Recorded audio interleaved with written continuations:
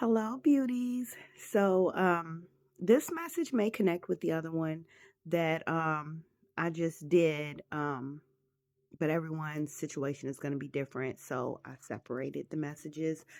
Um, and I want to start by saying Spirit wanted me to make sure that I started off with saying, do not rejoice and find enjoyment in what I'm about to share with you, okay? So, the message is reverse, return to sender.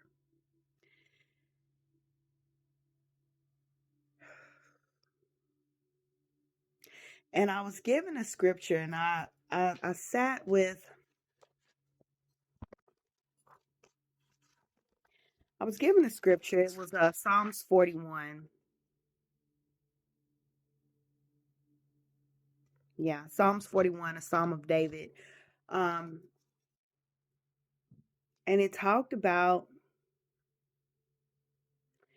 people lying on you, people gossiping behind your back, people attacking you, and even someone that you considered a friend that you love has even turned on you and betrayed you. Um, and not only that, like they're hoping and wishing and praying for your downfall. That's a whole nother kind of sickness, and we're not gonna get into that today.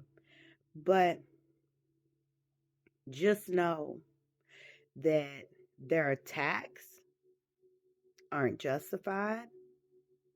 They should have left you alone.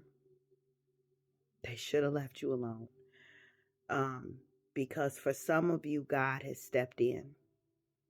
Now, God will sit back and allow the enemy to make their attacks because that is how we acquire our strength. But everyone has a measure.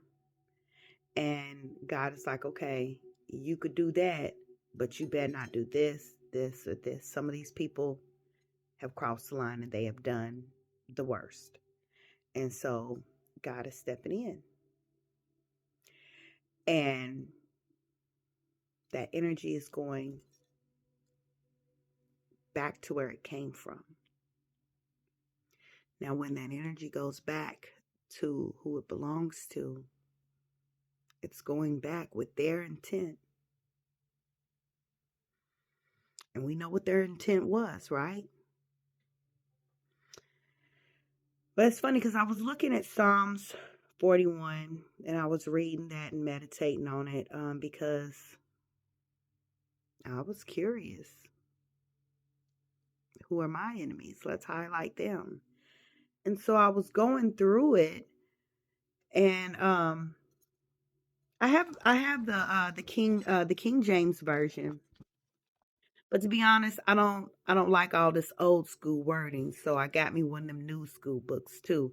But to make sure that all the information is basically the same, I compare between books. Um, so I love this one. This one's really really easy to read, and so I read Psalms. But as I was reading Psalms, I came to this. Um, I don't like people highlighting in my books. I don't remember doing this, but here it is. And the highlighted part, like I can't see y'all. Hold up. I normally use my phone's flashlight to see these small words, but the part that's highlighted says, they attacked me in my time of trouble, but the Lord was there to support me. He was pleased with me, so he rescued me. He took me to a safe place. The Lord rewarded me for doing what is right. He was good to me because I am innocent. The Lord did this because I have obeyed him. I have not turned against my God. I always remembered his laws. I never rejected his rules. He knows I did nothing that was wrong. I have kept myself from sinning, so the Lord rewarded me for doing what is right. He could see that I am innocent. Lord, you are faithful to those who are faithful. You are good to those who are good. You never do wrong to those who have done no wrong, but you outsmart the wicked, no matter how clever they are. You help those who are humble, but you humiliate the proud. Lord, you provide the flame for my lamp. You, God, turn the darkness around me into light. With your help, I can defeat an army. If my God is with me, I can climb over enemy walls. So that was a perfect follow-up after reading Psalms 41. And I found um this is in Psalms 18, and this isn't even the whole part.